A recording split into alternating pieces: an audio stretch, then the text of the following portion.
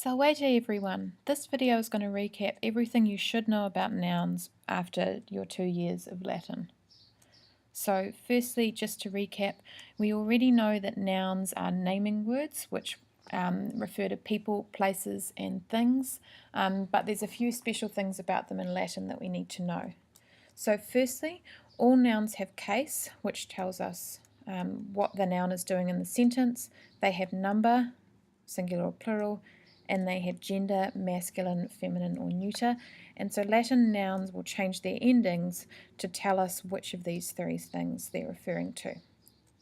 So firstly, case, which is an unusual one that we have learned over our 2 years in Latin, and it's not something that you need to worry about often in other languages like English or French or Spanish. But in Latin, the ending of a noun tells us the role that it has in the sentence and what its relationship is to the verb. So we have met 4 different cases. Firstly, nominative, which is the subject or the noun that's doing the verb. Secondly, the accusative or the direct object, so that is the noun that is directly undergoing the action of the verb. Dative is for the indirect object, and we translate it using the words to or for in English. And finally, we met the genitive case, which is used to show possession, and so we translate this using the word of or an apostrophe. Number is quite simple. It just means how many people or places or things a noun refers to, and it's either singular, so it's referring to one person, place or thing, or it's plural, meaning more than one. Finally, this year we learned about gender, and for those of you who have learned French and Spanish, you'll be familiar with this, sort of.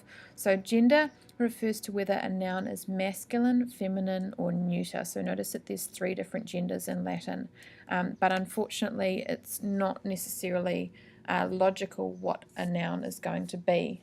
So for example, like a temple is neuter and the sea is neuter, but a harbour is masculine and a thing is feminine. So what you need to do when you learn the vocab in your vocab list is notice whether there's an M, F or N after it, and that will tell you what its gender is. If you're just trying to get through the exam with a pass and you're not too worried about the intricacies of Latin, you won't have to worry about this too much.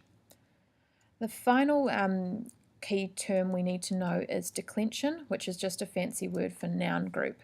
So nouns come in groups with similar endings, and so a noun can change their case or number or tense, but they can't change their declension. So if a noun comes from the first declension, it's always going to be in the first declension. There are 5 declensions in total. We've looked at the 3 main ones, and you probably won't need to worry too much about declensions 4 and 5, but I'm going to show them to you in this video anyway.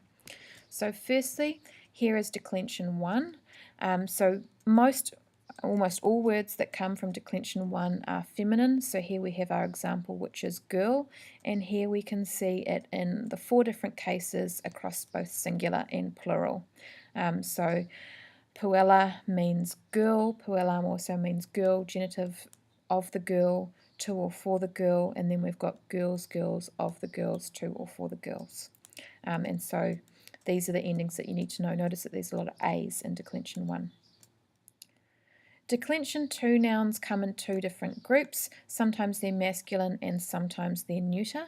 Notice that the endings are only different in the nominative and accusative forms. So while we've got US, UM for masculine, it just stays as UM for both nominative and accusative singular in the neuter form, and the neuter plural ends in an A for those ones there.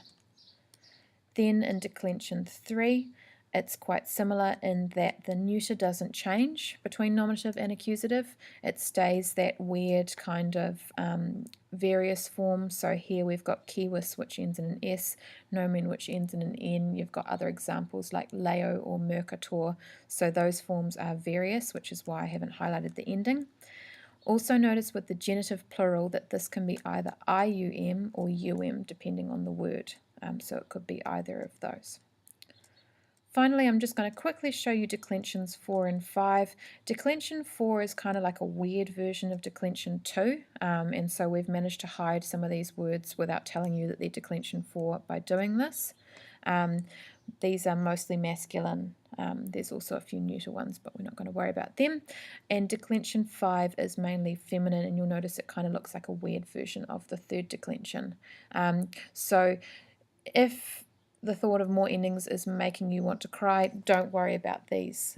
You will be able to get by just kind of making them up as they go along. There's not too many. As long as you know declensions 1, 2, and 3, you'll be pretty safe. So finally, here are all the endings in one giant table. These are all the noun endings you need to know. Try and use patterns to help you learn these. So for example, notice that in the accusative plural, apart from those neuters, it always ends in an S. And then these dative plural forms are quite weird. Is, and then ebos, and abos. So use those patterns, draw a big copy of this, stick it up on your wall, and try and learn as many of them as you can, because it's really going to help your translation by looking at the endings. So finally, key points to take away from this video. Number 1, we need to know the different cases, which refers to the role of the noun in a sentence. Number tells us how many and can be either singular or plural. Gender can be either masculine, feminine, or neuter and will affect how the word changes its endings. Try and use patterns to help you learn and recognize those noun endings, because they are really important in Latin. You can't rely on word order in translation. You've got to have a look at the endings. Good luck.